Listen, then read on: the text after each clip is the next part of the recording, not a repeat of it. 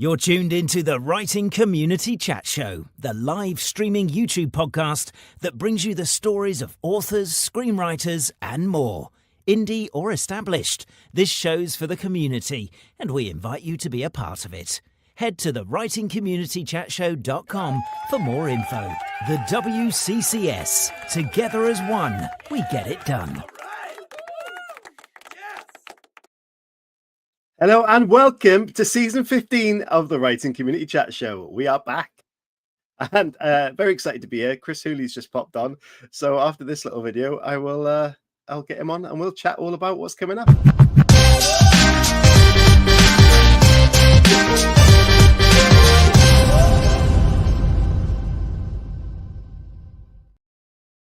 Hello, everybody, and welcome to season 15 of the Writing Community Chat Show.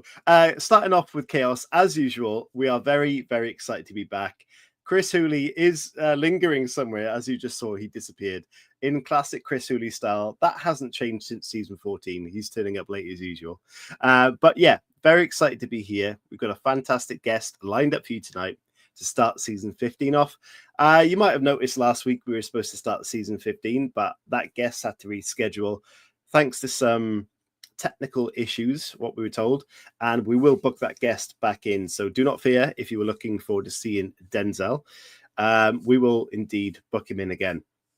So once Chris is sorting himself out, I'm sure he'll join us. But a little bit of, before I do that, hello to you. I know Anna's in the chat. Nice to see you. I hope you've had a good couple of weeks. It's been a good few weeks since we've done our last show. In fact, in the 4.5 years we've done this show, I think 3 weeks without a show is the longest we have ever done, which is actually a bit crazy to think about that. So a bit of news that really kind of grabbed my attention today in the book world. A debut author has admitted to creating fake profiles online to flood books with mean and abusive reviews to bomb the ratings of fellow authors. This person said she was sorrier than you could ever know for her actions, which caused her to be dropped by her agent, her publisher, and her distributor. And her debut novel, which was supposed to come out this year by Del Rey, which is an imprint of Random House, was not released. So that's big news and kind of shocking to think about that, because in our community of authors, we really support each other, but that is kind of the opposite, which had a lot of consequences. So what do you think about that? Hello, Chris. How are you doing? I'm very good, thank you. How are you? I'm good. It's good to see you. And you're looking like you've got a full beard growing on right now. Is that a winter warmth thing? Yeah, it's a winter warmth thing. I'm just having so many like little technical things that really irritate me. So I'm sorry about that. But I'm here despite the fuss. That sounds horrendous. How dare that person do that? Yeah. Yeah. But imagine getting caught out doing that. That's worse than actually doing it. Oof. Well, do you know what? I was reading about it and it really did kind of shock me. But they name her in this article. I don't really want to do that.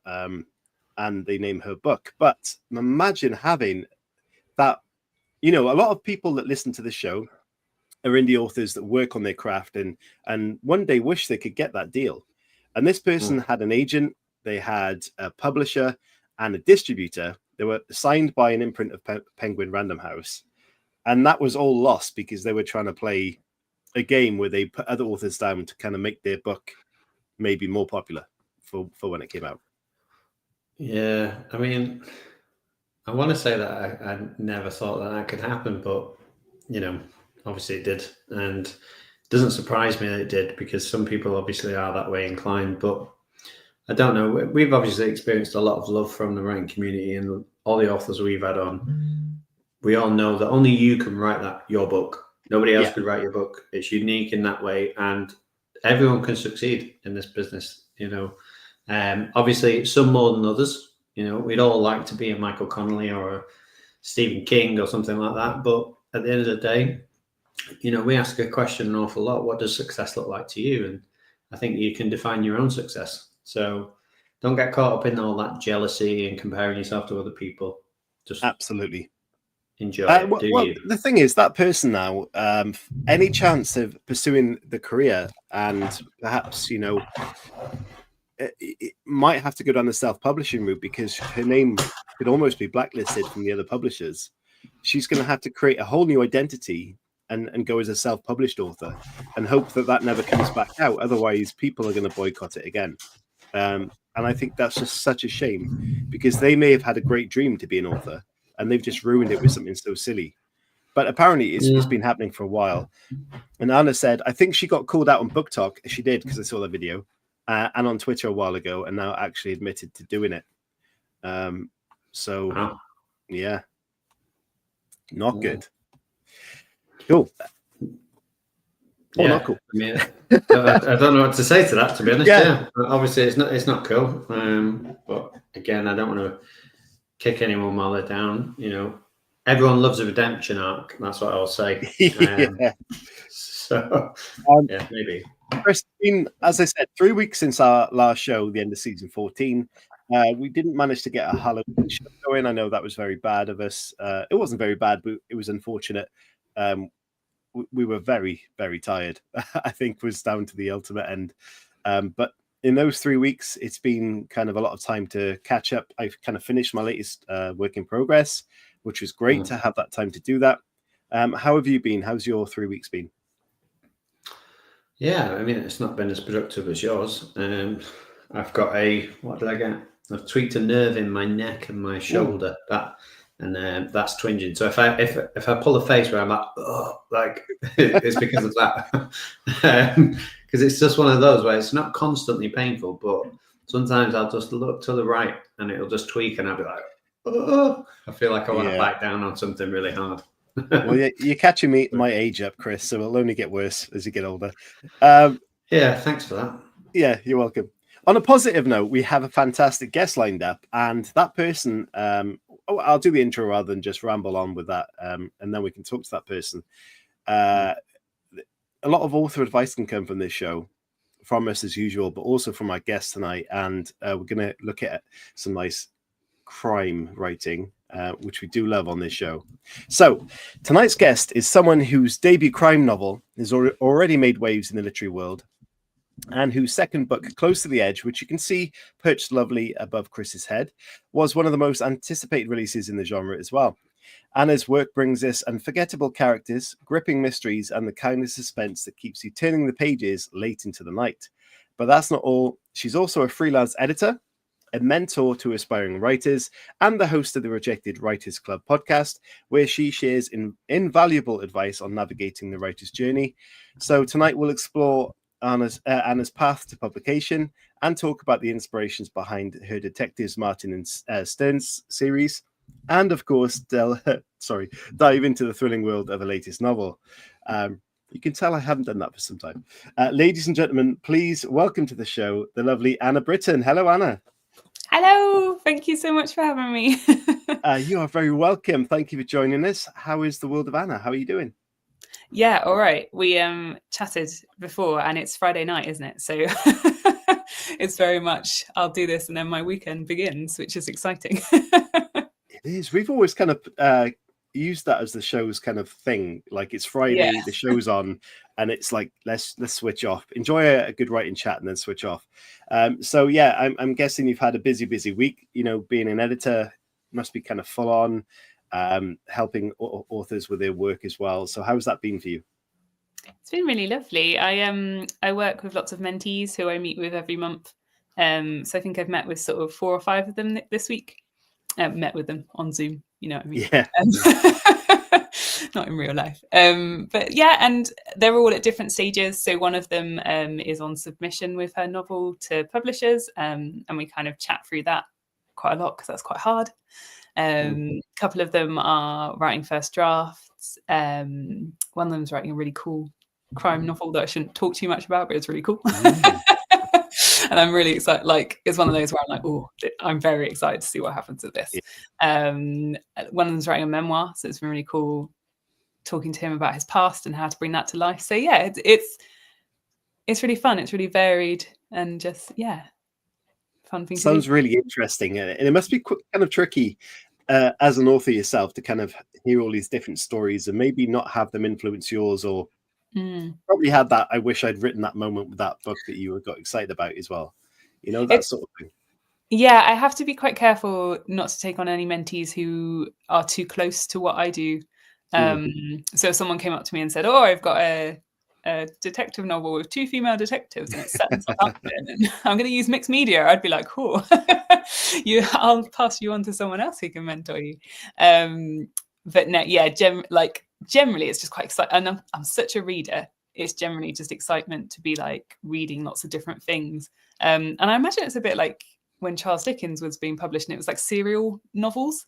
You get to read like a bit every time, and you kind of, they often, because like they send me like 10,000 or 5,000 words, they often leave me on like a sentence and I'm like, what's next? So that's really exciting as well. Is a cliffhanger something you like, or does it annoy you when you get that kind of into that 5,000 words, really invested, and suddenly it stops? Oh no, I love a cliffhanger. Like I'm such a, like, both my Martin and Stern books end with cliffhangers, and I love TV. Like I'm watching The Mole on Netflix at the moment. Have either of you seen it? No, surprisingly. No, it's so cool. So I love the traitors. But I really wish there was a version where you didn't know who the traitors are. And that's kind of what The Mole is. So it's this game show and they're trying to make money, but one person is trying to sabotage. And all the way through, they're trying to figure it out, and you're trying to figure it out. And they're lying. They're doing all these vox pops, and they're lying in the vox pops as well. So I've just started season 2 of that, and I can't remember why I was telling you that. But The Mole is great on Netflix. There's a little advert. No, it sounds really good. I'll check that out. Sorry, cliffhangers. Every episode ends on a cliffhanger, and I love it. Yeah, you've got you hooked. How does that relationship blossom then when you're about to take someone on as a mentee, and you're the is that the right way? Are you the mentor? You're the mentor. I'm the mentor. Yeah. I am the mentor. I am. How do you navigate that process? Because I should imagine you get a lot of people going, "Oh, I'd love to be mentored by yourself," and can you read this? Can you read that? And as you've said, obviously you're an avid reader. So how do you choose? Oh, I'm gonna accept this person and go with them on their journey.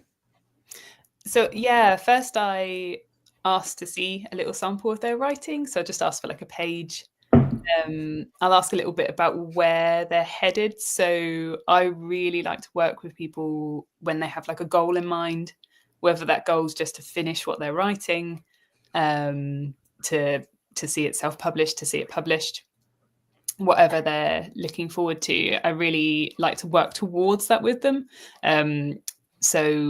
Because I don't think mentoring really works if people aren't sort of motivated and want to do it. So after I've read it, as long as I have sort of some kind of vague interest in it and it doesn't, like I said, correlate too closely to anything I'm writing, then I'm up for it. And one of the first things we'll do is set goals together.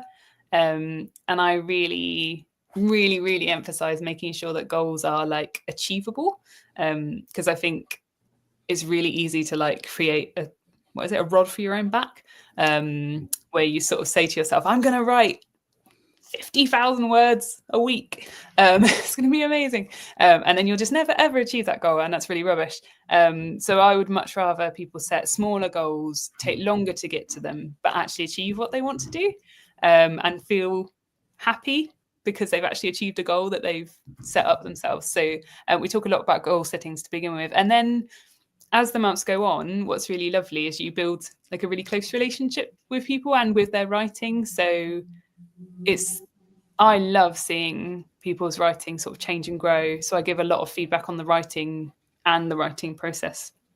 So it's really exciting to kind of see that develop and them learning like new skills and kind of, So, and then it's almost kind of lovely when it ends because it means they've gotten to where they want to. And I often feel quite sad and I still check in with people quite a lot. But it's like, I've just had one of my mentees, she's got herself an agent and a publisher almost simultaneously, which is really lovely. And like others have gone on to get agents and publishers. One of them self-publishes really successfully. So it's just really lovely to see them go on and do really cool things. Yeah, it sounds like a really cool thing to get involved with. Mm. I was going to say, has working with any of these mentees ever surprised you with something that you've learned from them as opposed to the other way around? Oh yeah, I learn from them all the time. It's really, I think that's what's really lovely. And I have to kind of catch myself sometimes because they'll be saying something and I'm like, oh my gosh, you're so wise. Like, and or like, what's really lovely is that I'll sometimes talk about an issue they're having and I'll go, I have that issue too.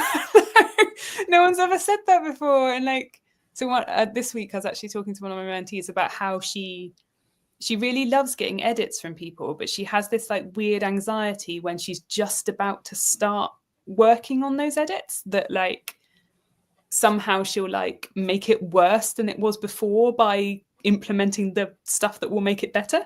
And I was like, I completely do that as well.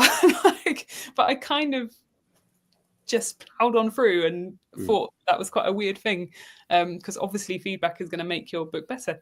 But yeah, so it's really lovely. Like they often talk about things really openly to me, and that's really nice. But it means that I kind of get a little bit of like, oh, I feel so affirmed right now. Well, I guess that's where. Sorry, Chris. No, go on. I was going to say, I guess that's where, in any industry, experience becomes a really good way to kind of grow yourself, because having that experience working with them is something that then with your future mentees, you can then pass that on again. And it's just collecting all that information and knowledge in from yourself and other people and creating that bigger wealth of knowledge. And I think that's a really good way of helping the community in that sense. And obviously working on your own goals in that sense too. Interestingly, you mentioned the goals of what they have in mind. What are your goals as an author? I'm signed for 3 books with the Martin and Stern series, and I would like to write 5. So I don't know if this is the hard thing. I don't know if this is a goal because I don't actually control it. So this maybe is like a dream. So I would love to sign for another 2 books for that. And I've got another crime novel that I'm working on that I would love to see go through the submission thing and get an agent for that. I'm also I don't know if this is like ties in, but I'm self-publishing a romantasy this month as well, and that's been like a real goal for me, is self-publishing something, because I've loved going down the traditional route, but I've always been super interested in self-publishing as well. So it's kind of, that's been a real like, yay, so many goals achieved thing that way. Yeah, amazing. Yeah, my question, I was going to say, like, obviously you're helping people a lot of the time with your edits and obviously mentoring people as well. So what does a typical day in your life look like, and how do you navigate all those different fields into productivity and time where you're like, right, this is time for me, this is time for the edits, this is time for my mentees, I'm going to Zoom call them and all that sort of stuff. How do you manage all of that? I'm just quite hermity. So I don't see too many people. So first thing in the morning, I walk my dog, because I just find that kind of gets my brain in order. And then it kind of depends. I tend to work writing and editing around if I've got chats with mentees. So like this morning, I had a chat with a mentee at 9. So started writing after that. I tend to write in the mornings and maybe edit in the afternoons, but it does. If I've got a recording for the Rejected Writers Club that you mentioned, that will probably take like a whole afternoon to do that and then like edit it. So I do a like slightly nerdy thing with my diary where I split my day into like morning, afternoon, and evening, because then I can really clearly see, like in my morning I've got like a section of writing and a chat. That's my morning done. I can't fit any more in. And then in my afternoon I've got like 2 hours of editing and then an hour of something else. And it helps me be like realistic about what you can actually do in a day, because I think like there's nothing more frustrating, is there, of having a to-do list of things to do and you only get halfway through it, and it's really gutting, isn't it? So I think I like to be quite realistic about what I can do and kind of achieve in a day. But yeah, just kind of block it out, really. It sounds like a good plan. It does. I was going to say, can we talk numbers? Because people always find numbers a little bit sexy. Okay, yeah, they're always like, right, how many words is it like in a typical day? Like, what's the aim, I suppose? So I'm quite quick. So if I can get a solid morning in, it's like 3,000 to 4,000 words. Like today, I wrote after I had the chat with Menti and did some admin. I then wrote for most of the day, so I wrote about 7,000 words, I think. Wow. But sometimes you don't have all that time. So if I've got like an hour, then it will be like 1,000 to 2,000 words. So it's always the last 10 minutes that are the most productive. You need to stop and go and do something else. That's the best, most beautiful time. But yeah, so yeah, quite quick. I write messy first drafts because I like to just kind of get them all out, and then I'm much slower when I'm editing. So I tend to like fully rewrite a book when I edit, and then I'll often then have a stage after that where I kind of like get all the scenes and I'll move them around and move bits around and kind of. So yeah, quite a fast first draft, but then slower edits. Yeah, I can relate to that. Not to the amount you write, but the messy first draft I think works really well for getting it out on the page. And if there's new people in the world of writing that are watching this or listen to it, and they're kind of figuring that out, maybe over plotting to start with, just get on the page and get the words out, because it helps very much. So, right, what we got to do is. We've just gone on for 20 minutes, but we need to rewind a little bit, because I'm desperate to know, Anna, how you stepped into the publishing world in the first place, but also how you started your writing journey and what were the inspirations for you. Where did that all come from in the first place? So I always wanted to write, like since I was little, and you sort of write little stories, and but I always really struggled with you sort of write it and then it's not right. Yeah. And I sort of type out a page and then read it back and go, oh my gosh, that's awful. So I just delete it all. And I did that for a long time. And then my father-in-law died really suddenly when he was 56. And it just really impressed on me that like you just don't know how long you're going to get. So if you want to do something, do it now. If you've got a dream, don't wait for some weird unspecified time in the future to do it. Get on with it now. So I started writing. I wrote some YA novels, and I got an agent with a YA novel that I had for about a year, and then parted ways with them, which was really painful. And then one of the books that I'd sort of talked about with her was the first in the Martin and Stern series, Shot in the Dark, and she said that she didn't think it would work. So I was like, ha, I'm going to show you. I'm going to be amazing. So I worked on that quite a lot, and I did really enjoy it as well. I think with her, I'd had to work a lot on the YA stuff, and I like working in different genres as much as I can. So it was really nice to be sort of set free to work on whatever I wanted.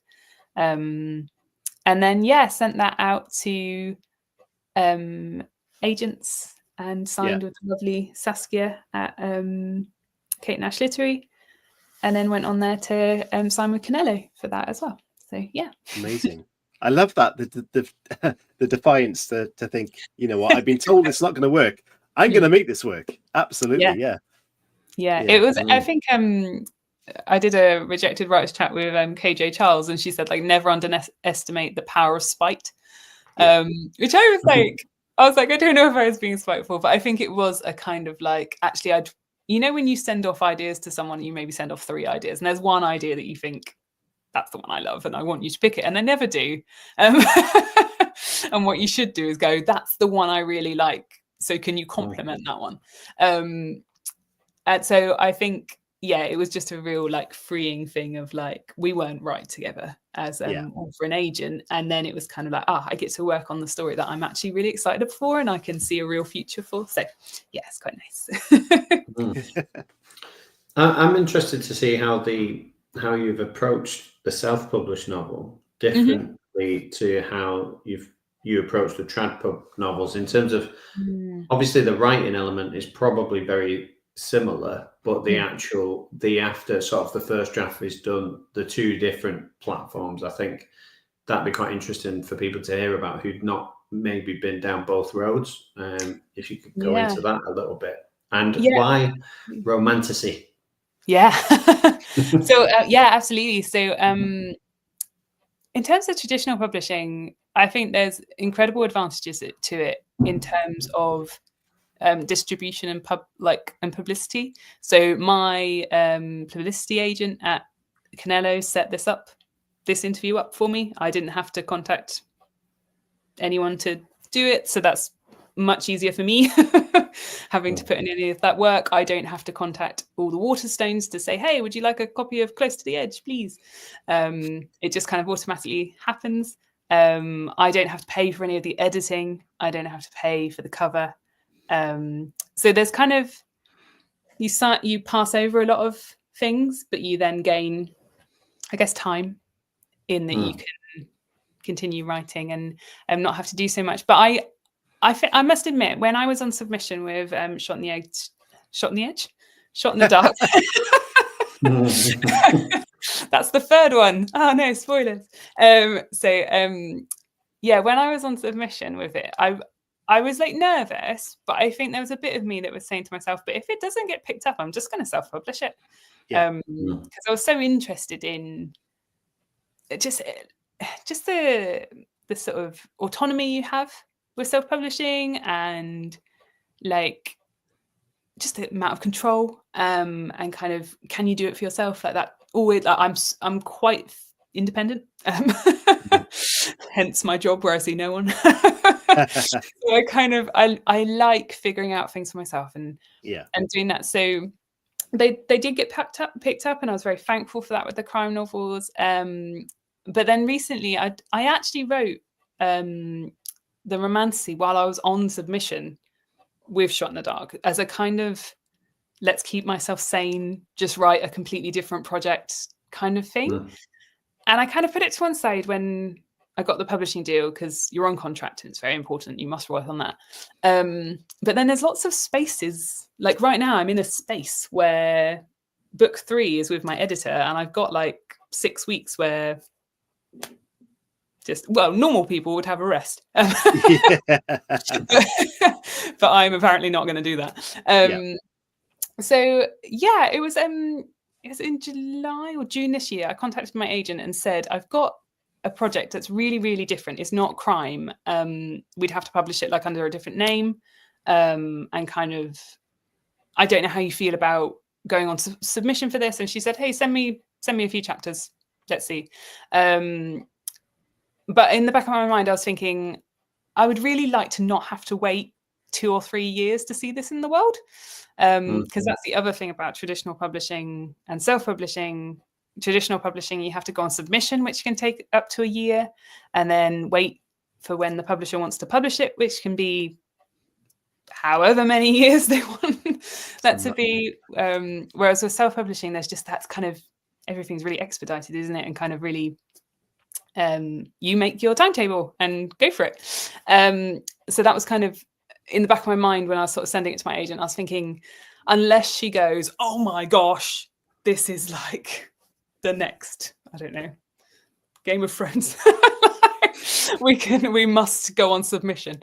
I was thinking, I think I've already made this decision a bit.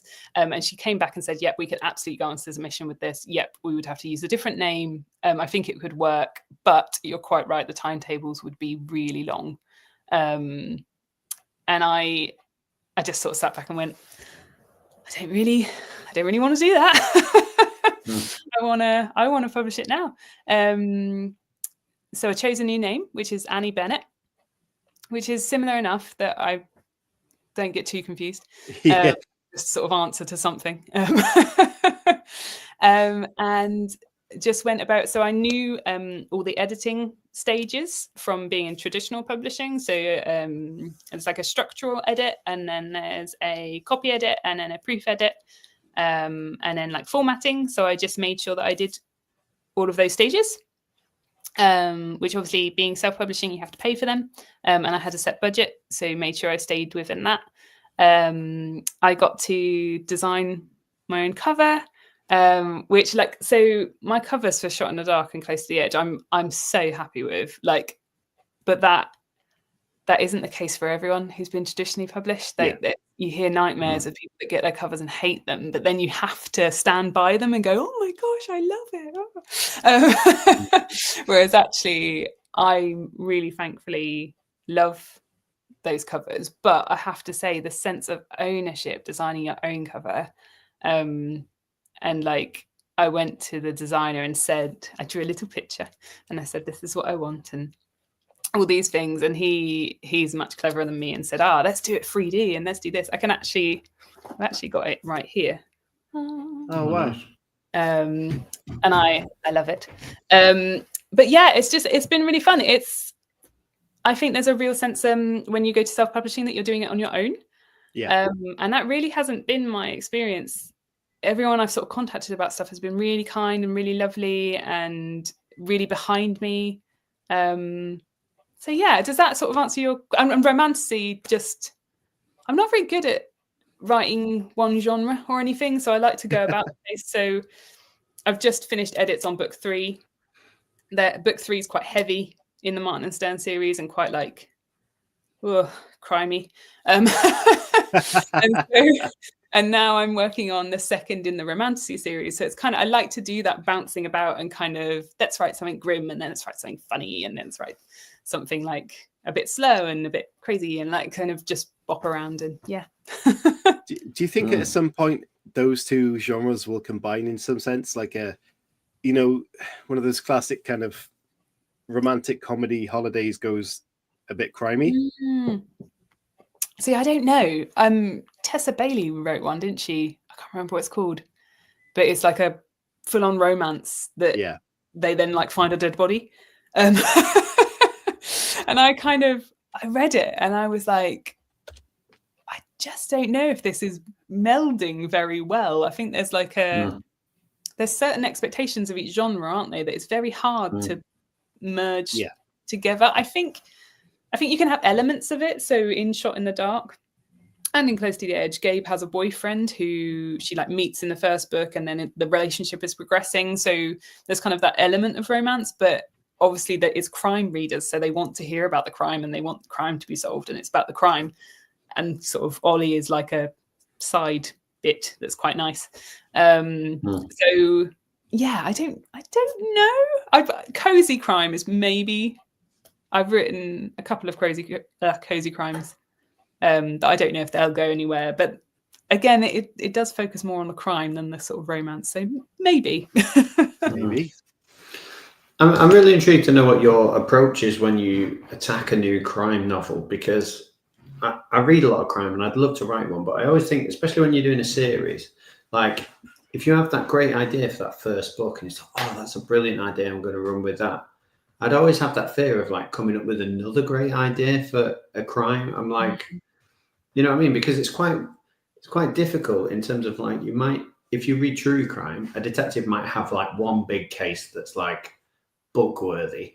But then obviously if you're writing a series, you've got to give that detective multiple big cases that are book worthy. So how do you navigate that process? A lot of anxiety, really.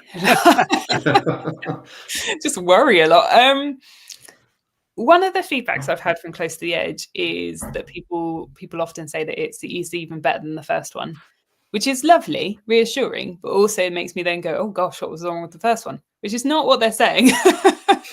But it's your author head immediately tries to find the problem, doesn't it? I think for me, it's about finding things that test them in different ways.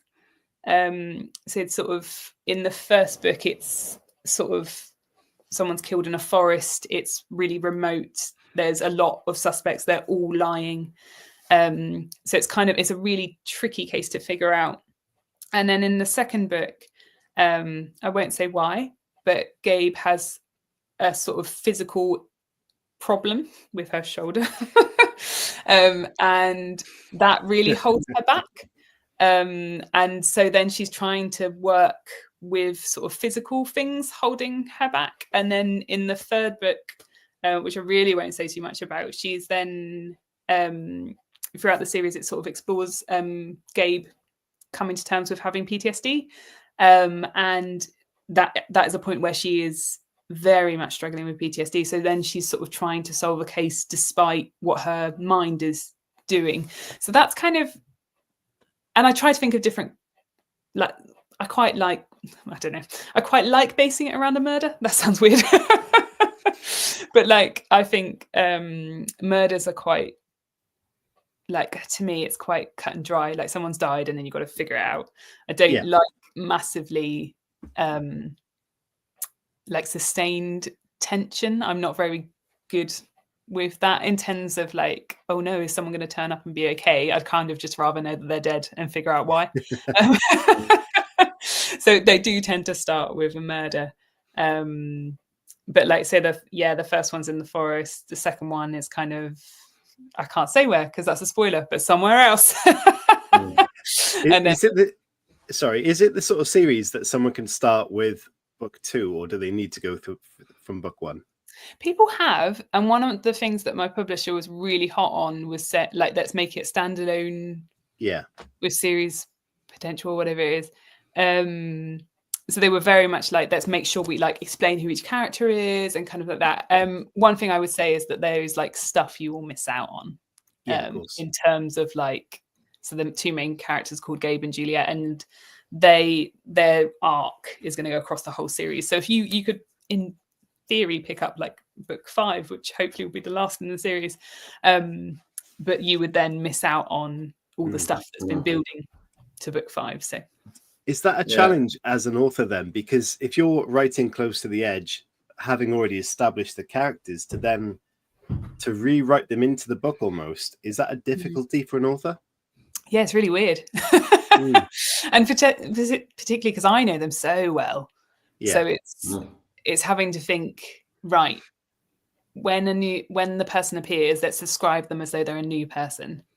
And that's kind of, and it's that really slightly clunky thing of going, this is Alice, who I've done this with. All the things that, like, it's that thing where you trust that the reader has the sort of suspended disbelief of like, in a person would never walk up to someone and go, oh, here's Chris, my best friend, who I've known since this.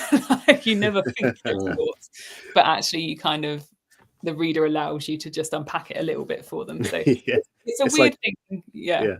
It's like, this is Alice, impressive CV, reference book 1.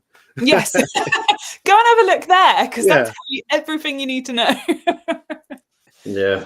I think that's my biggest bugbear with publishers saying that, make them all standalones. I'm like, no, I've invested in like 13 books. I don't need a recap. Just let the people who are invested, everybody else who's coming to it the first time, do what everybody else does. Go to book 1 and stand there and buy the lot and just read through. I'm quite a series purist.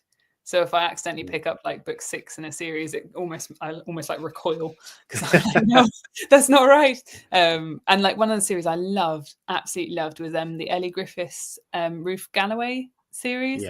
And I don't know how many that had. I feel like it had 16 in the end or something. Books in that.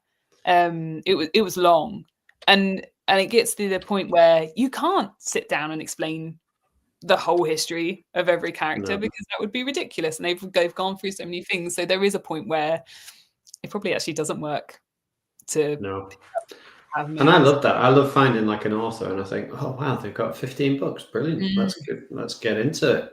Yes, I love it as well. Like, and sort of, if you then love the book, it's like, oh, there's so many, and I can kind of pick these up whenever I want to now. So I think I started reading the Ellie Griffiths series when there was already like 10 of them out. So I was, every few months when I was like, oh, I feel like I need an Ellie fix, I like just picked it up and was like, I know what I'm getting and this is great. Yeah, no, definitely. Like, did you plan out a series when you first started, or was it always a case of I've got this great idea for a book, I'm going to go with that, and then the series sort of came afterwards and thought, oh, I could maybe go with these characters again? It was always going to be a series.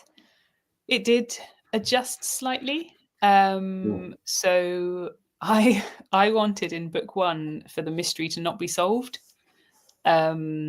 And that's how we sold it to my publisher. But one of the caveats of that sale was, my gosh, no, you need to solve it. Which I know, which I was like, I was going to be so creative and create this new way of storytelling. And they were like, no, everyone will hate you. So we changed, I would say, the last third of that book. And that, as a consequence of that, I actually changed who was the murderer, and sort of switched that up a bit, just because it fit a bit better if it was someone else and we were solving it within one. But I've always had in my head sort of like arcs for Gabe and Juliet in terms of like what they would go through personally, and kind of how things would build for them. So in a sense, the crimes that happen in each novel, they're important and they kind of feed into their stories, but I'm not so concerned about that. I'm more concerned with like building that arc and how they kind of change and grow. So that was in my head, but I kind of, the details of each story can change quite a lot around that.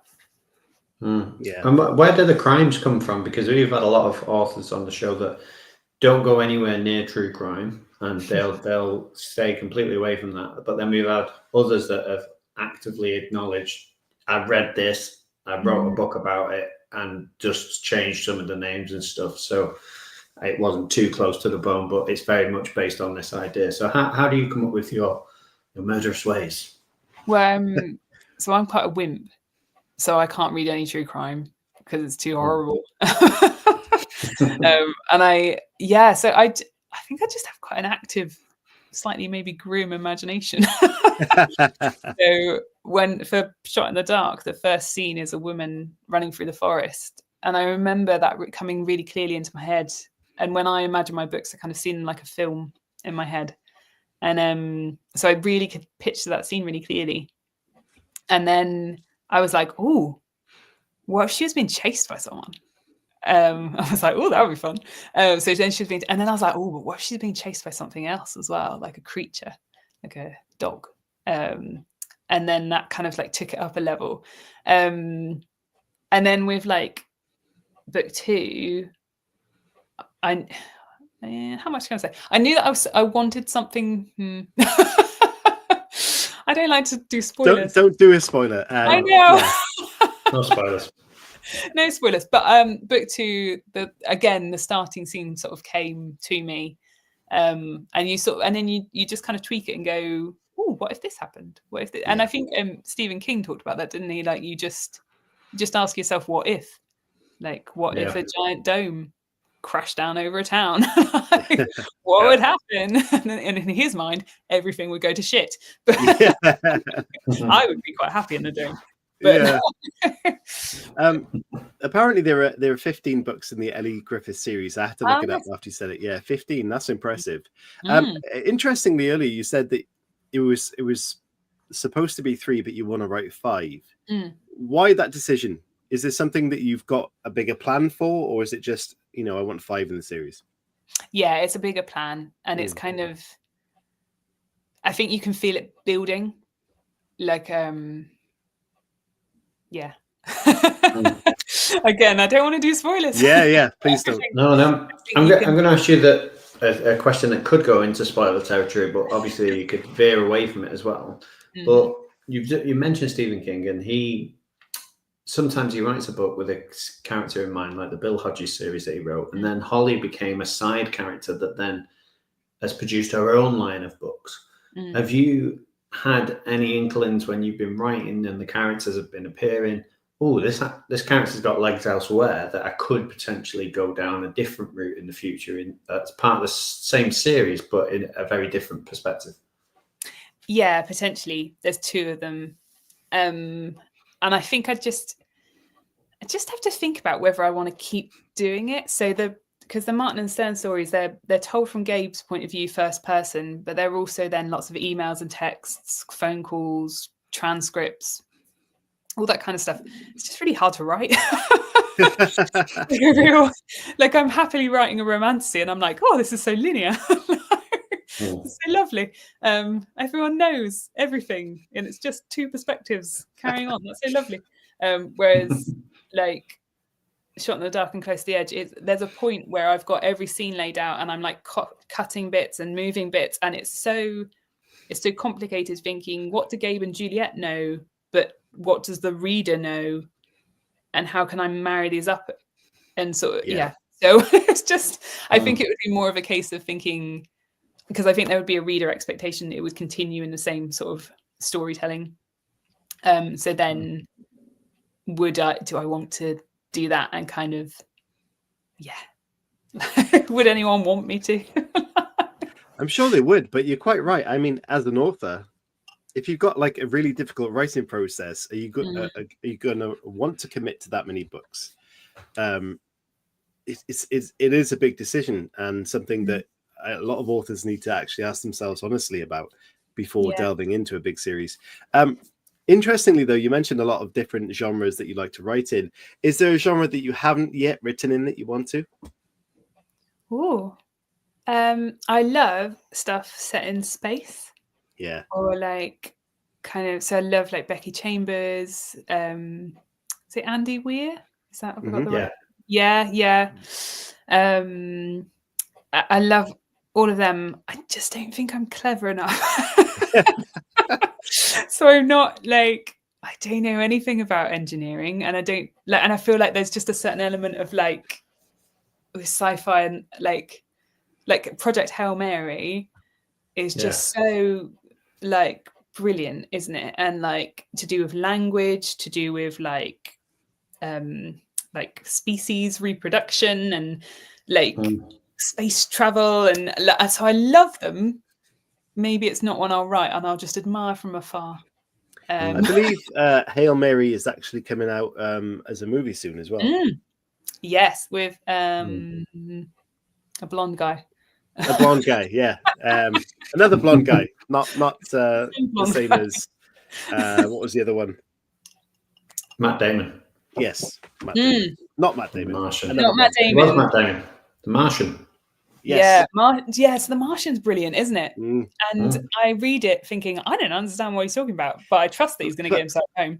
I think with The Martian, it was that classic what if question. What if an astronaut was left there? But then the amount of research and detailed research that went into that was incredible. Yeah, and just, I think I'd almost have to go away and get a degree. Yeah. I think you could write a first draft and then pay a consultant and just say, what fancy bits could I put in this bit? Like they go back to the spaceship. They need to do something fancy. It ties in with the story because the narratives are the same. Like I remember I've been listening to Save the Cat when I've been driving into work, and that talks about The Martian in terms of what type of structural genre that fits into. And it's guy with a problem in the Save the Cat scenario, and that's the same as like, and it reels off all these different books that it's very similar to in terms of just the narrative. And then the interesting bit that makes it different is obviously the science behind it. So I think you could write a problem-based book and then go, can I have some science, please? Anyone who knows about science? The thing I would worry though is that like they would go, oh, so after chapter 2, everything you've said can't happen. Then you go, it's going sci-fi, fantasy, like it's just going out. It's a mixture of science. I was going to write like a space horror once, and I was working with a guy at the time who was massively into space and everything like that, like really into it. And the first thing he had a little read of was that the fact they went into hibernation sleep pods, which are classically on most sci-fi things. Anyway, that wouldn't work. And I was like, oh. And I just stopped writing it. I was like, right, I can't do this. Fine. Yeah. I think I guess if you set it far enough in the future, you can anything's game. You can solve anything, and everything's really simple. Like I love the idea of having little robots in your body that are solving problems and figuring out illnesses and stuff. I know that some people are freaked out by that, but I'm like, I think that's really cool. And would help a lot of people. But like, yeah, like that's not possible, is it? But in the future, it might be these days. Yeah, we've kind of skipped past all the kind of rounds, which is not terrible, but we do that happen. That happens when we're having a good conversation. And generally, what we do is ask you to read the blurb for your latest book. But as the series, or I mean, the standalone, you can read either one if you like, just to give everybody like the actual description. Let me read Shot in the Dark. Okay. Which is the first in the series. So it says, moonlight slants through the trees on the ancestral Dunlow estate, where a young woman runs for her life. Gunshots break the silence. The next morning, the body of 17-year-old Melanie Pert is found. DS Gabe Martin is more than ready to take the lead on her first murder case. Determined to prove herself to the cold and mysterious D.I. Juliet Stern, Gabe can't afford any distractions, especially not ones that wake her in the night, reminding her of a past she'd rather forget. Because while Gabe and Juliet have a few leads, there are plenty of suspects, and every one of them is lying. Amazing. Every suspect lying is the ultimate thing, isn't it? When you're reading the book and you just don't know who is telling the truth. And they're like such stinkers. Like,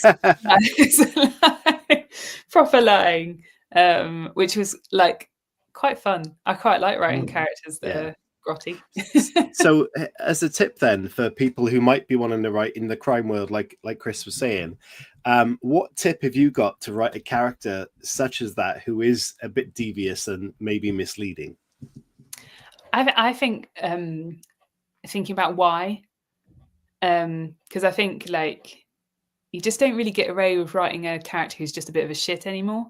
Yeah. Because most people have like a reason.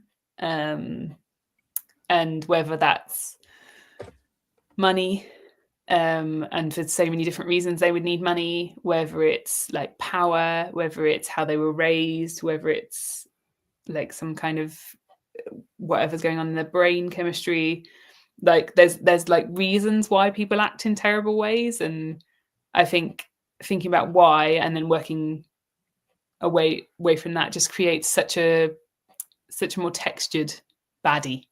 That makes sense. And especially like in this book where I think there's 5 suspects. Is that what it says? Yeah. You forget, it's fine. But like you need like 5 good reasons for them to be lying consistently. So you've got to be thinking like really carefully about what motivates people to lie and lie to the police.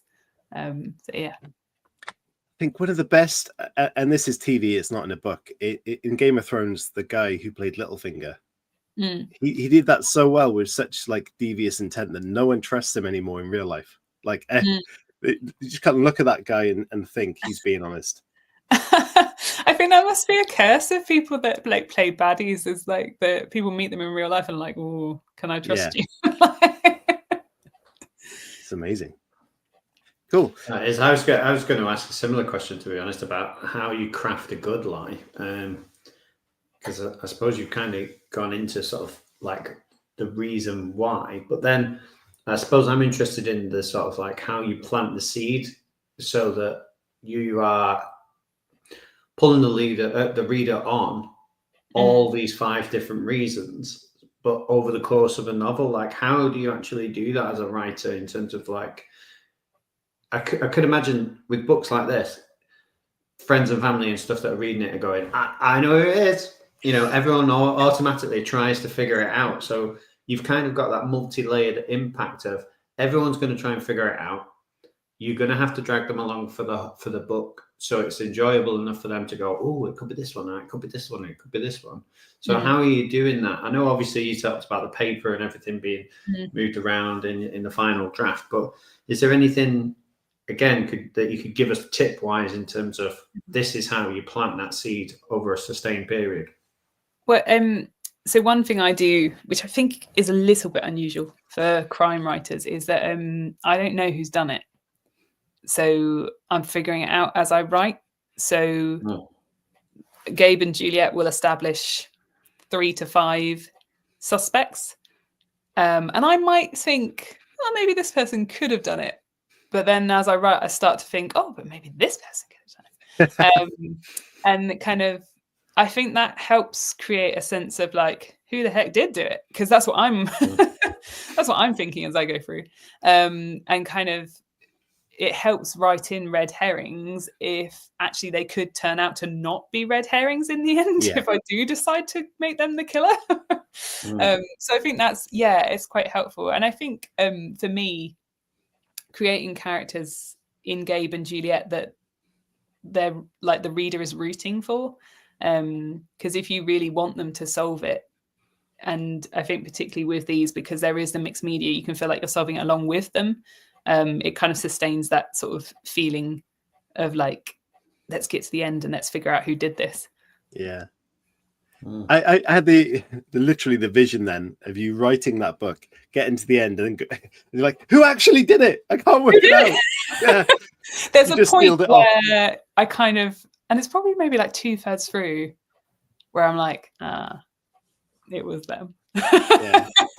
And then it's kind of like at that point you're starting to like zero in on everyone. So maybe one of these people starts acting a bit weird, and this one starts acting really suspicious, and then like, it kind of all kind of starts flaring off. But at that point I'm kind of like, I know it's this guy who's like keeping really quiet, or they've already established, oh no, he couldn't have done it because of this reason or whatever. But yeah. Chris, we're gonna have to jump into our staple questions very quickly as we're flying through the time. Anna, if you could take a character from the world of fiction, and that could be TV, movies, books, whatever media you want, and put that character into a book of your own, what character would you take? So I had a lot of I had so many ideas, and I ran through like loads of them. Part of me thinks, so I did my dissertation at university about Jane Austen, and I love her novels. So kind of like love to take someone from there, particularly like Elizabeth Bennet, and just chat to her for a bit. And then I kind of thought about like Elmo from... That is the most original answer we've had so far. Thank you. So I just find him like really encouraging. So he did like an interview with Andrew Garfield, which everyone should watch with a tissue ready. Because him and Elmo talk about like his mum dying and how he found it really difficult. And Elmo's really lovely to him. And I was thinking like, I'd really love to like sit and be really encouraged by Elmo. I'd love to see someone write a murder scene where the murderer is really kind of useless and Elmo is helping the murderer. Oh, just really... That would work so well. So there was like, it's a Christmas Carol, isn't it? Where they did like a Muppets Christmas Carol. And I'm like, why has this not become a thing? Why are there not more films with puppets that like sing and talk? So let's make it happen. Well, there might be soon. Chris has been practicing. Oh God. Yeah, so I'm going to go into the next staple question. If you could change the ending to any fictional text, which would it be and why? What would you do with it? So when I got the question, it said that it could be TV as well. So any fiction. I'm just going to edit it to be TV. So I've got two, if that's okay. So the first is Line of Duty. So I don't know if you watched that, and I love it. I absolutely love it, and it's part of the inspiration for like the endings of Shot in the Dark and my books, because I kind of loved that every series of it ended in a bit of a like we want to know more and like we need to find out this big mystery. But then I felt like it's kind of like a bit of a wet fart like ending. It was just a bit like when it revealed, is it M or H or something, whoever it was, when there was this big reveal, I was kind of like, I think the first time I watched it, I was like, who even is this person? Like, I'm not, like, it just didn't. Too left field, yeah. It just really didn't click for me. And I've slightly heard that they might do more series of it. So I do wonder if there'll be even more mystery around this, and maybe like maybe what I'm hoping for is coming true. There will be a new ending. Yeah. But yeah, Sorry, I was going to say maybe they got enough stick that they actually thought, we'll pretend this wasn't the end. Yeah, I feel like enough people, like, I genuinely remember sitting there being like, this is built and built and built. And like, it's hard when you've built that, because how can you live up to it? But come on, live up to it. You've got the BBC budget. Come on, like, you can do it. So that's one I'd change. And then I don't know if you watched How I Met Your Mother. Mm-hmm. I don't think I've ever seen it in order or seen the end, but my gosh, right. So watch it all and then be horribly disappointed by the ending. You're making me want to watch it, to be fair. I know. I'm so good at selling things, right? No, I think anyone that's watched that and thought the ending was amazing, I'd be really intrigued to talk to them. Because to me, it went again, like, I loved that show because I think the storytelling is really intriguing, that it's like told by someone years and years later about their younger self. And like, I love when it kind of breaks, is it the fourth wall or whatever, when they kind of seem to talk directly to the audience, or when he's like forgetting things, they have to do the scene again and again. Like, I love things like that. But then the ending of it, I felt really went against a lot of what had been said before. And there was that kind of, this is a spoiler, but it's been out for years, so if it's spoiling for you, you can deal with it. But like but like, there's kind of a killing off of a character that feels like she was very conveniently there and then killed off so that something else could happen. And I'm like, oh, I don't love that. So so I would change those two, please. I think that's another one though. You're absolutely right. It was like massively built up. The whole premise is the mystery, and then it could be lazy writing in the writers' room. I don't know. I think I don't know. I think you've got to really think when you're building. So like, that's what I'm trying to do with the Martin Stewart series, is build to something. And I've already got a lot of ideas about how that resolve. But one of my questions will really be for the editor of book 5 is like, how, like, this ending needs to be intense, and it needs to be like, whoa, and then it needs to be really satisfying. And have we done that? Because that's what I really want it to end like. So I think. Yeah, sorry, I was going to say, I think if the what if question is really good, I think the ending's always going to be disappointing. It's like Lost, isn't it? Like oh my gosh, that was an awful ending. I just wonder if like with The Walking Dead, for example, I've been following so long, I've almost given up on it. But I wonder if what they're doing is just writing themselves into an impossible endings, because they just keep going, keep expanding the worlds just to keep the show going. And suddenly, how the hell do we end this? Well, and I think with TV series as well, it's so uncertain if they'll get another series. Yeah. So I watched, what was it on Netflix, where it was The Crow of something. It was recently, and it had 2 seasons because they cancelled it after the first season. But I think it's actually based on a series of quite a few books. I'm really trying to remember the title, but I can't. So it was really, the first season was amazing, but the second season, kind of like the final episode, was this like really weird sudden roundup of everything, because they found out they weren't getting renewed. And Shadow and Bone, yes, thank you. Oh yes, in the comments. Thank you. I was like, something to do with crows, maybe. They've got bones. Yeah, but I think that's the hard thing with TV, that they really don't know if they're going to get another season. So they kind of some of the endings are so fudged because Oh, I just saw the comment. The way you looked down there, I thought you were talking to your dog again. I thought your dog's really clever. Odie's really clever. He knows the answer to a TV question. So he talks to me every day.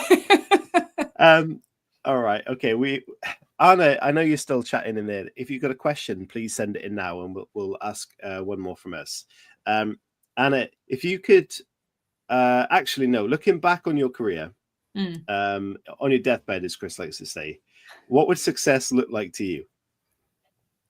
I really don't know, because it's that thing, isn't it, of when you succeed in something, you then move the goalposts. So I think I'm really proud of having books published. both traditionally and self-published, that makes me feel so happy. I think I put a lot of stock in writing. I probably need to have a more well-rounded life. But yeah, I think if I can spend my life writing stories and having other people read them, that would just be a really lovely way to live. And if I could somehow make enough money doing that to just do that would be lovely as well. It would. So yeah, I think just carry on writing as long as I can, really. Yeah, lovely. Anna says, thank you. If any of your books could be optioned for a screen adaptation, which one would you want it to be and why? I'd love it if Shot in the Dark did. I think quite a lot of people read it and say that they can see it quite clearly being like a crime series. And I'd love, I think it would be really cool seeing it on screen. And like to be honest, there's certain scenes that I probably wouldn't be able to watch because they're horrible. And I'd have to be like, oh no. And particularly there's one scene in book 2 that like it's the saddest scene I've ever written, and like I wrote it and sent it to my agent and said, oh, is this too much? And she was like, Anna, you don't understand what too much is. Like I read horrible things. I was like, oh, okay, that's fine. But yeah, there would be bits that I couldn't watch, but I'd love to see it done. Yeah. Did you cry when you wrote that? Did it make you emotional? So the sad scene. Yeah, it did. It's probably one of the more gory things I've ever written. So that disturbed me, and I would say book 3 is like really emotional, and I've not so much as I was writing, but I often had to take myself off afterwards and have like a little cry. So that was quite intense. I know Chris has talked about it before when people write a lot of dark stuff. The need to go away and maybe write some romantic comedy or romance or something, or just take yourself away because you can get sucked into that dark world. Well, and I think particularly, so I myself have got PTSD, so I love writing about it. It feels like a real privilege, but I do have to then take myself away and go, I'm not triggering right now. Like Gabe is, I'm not. And kind of, it's difficult when you're using your own experiences and kind of mental processes to kind of talk about something your character's doing, to kind of carefully separate yourself. So it's good, take a dog walk, go and write something silly, like have a big cry. Is there a cathartic element to that as well, though? If you've experienced it in the past, obviously, and you're still going through elements of it, and you're writing about certain aspects of it through a character, do you find that in itself does help? It does. Sorry, I'm just smiling because my husband's literally walking through the door. Hey, husband. Quiet. He's doing a really good job, but my dog will make lots of noise as well. So. Hi. You can pop on if he wants. I know. Yeah. Do you want to say hello?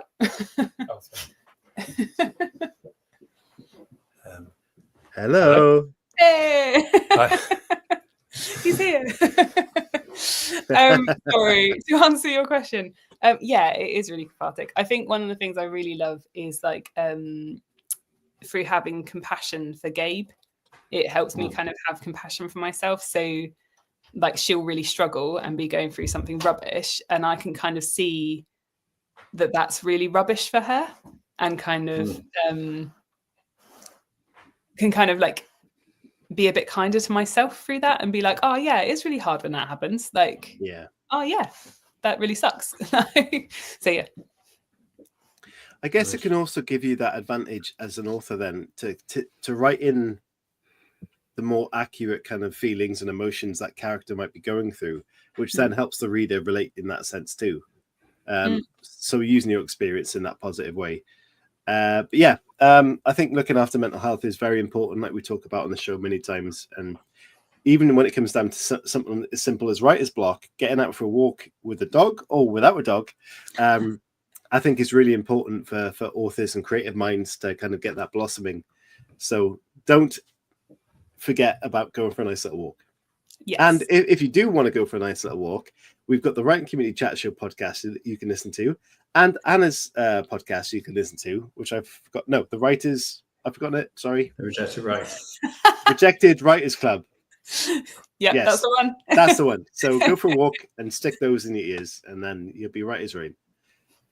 Yeah. Yeah. Cool. And finally, then, where can people find your books, and where can they find more about you, should they want to? Yeah, so I would say I'm most active on Instagram for both the crime and romantasy. So the crime is Britton Book Geek, and it's Britton Britton, which everyone spells wrong, but that's fine. And then for the romantasy, it's Annie Bennett, and it's Annie the Bennett, I think. Annie the Bennett. Yeah, but it's pictures of me. So just come find my face. Amazing. Right. Annie, oh my God, there you go. Anna. There you go. It's fine. I'll answer to it. It's cool. I'm so confused. We've Anya and Anna and Anna. Yes. It's really confusing me. Right. We've gone 10 minutes over, so I hope that's not eating into your weekend too much, but we've had a fantastic time chatting to you. You've got a great story. I love what you're doing with your series. I love that you're taking on the self-publishing journey, and you're writing in another genre as well, and you're podcasting. So hat off to you. You do an incredible job. Oh, and editing and helping other authors. It's incredible. So well done to you. And you deserve a nice relaxed weekend. So I hope you do have that. But thank you from us. Thank you so much for having me on. It's been like lovely chat. I feel like the time has flown by. It really has. Hence the 10 minutes over the show and no videos. But yeah, great chat. Thank you so much. And we're really happy to be back for season 15. Chris, anything from you before we wrap this up? No, just again, thank you for all your wonderful advice. I'm sure a lot of people will listen to that and really benefit from it. So thank you from the bottom of our hearts for joining us on this Friday evening. It's an absolute pleasure. And we'd love to chat to you again at some point in the future. Maybe get into some romantasy or sci-fi with actual science. We can all learn. Anna, thank you for your comments and your question.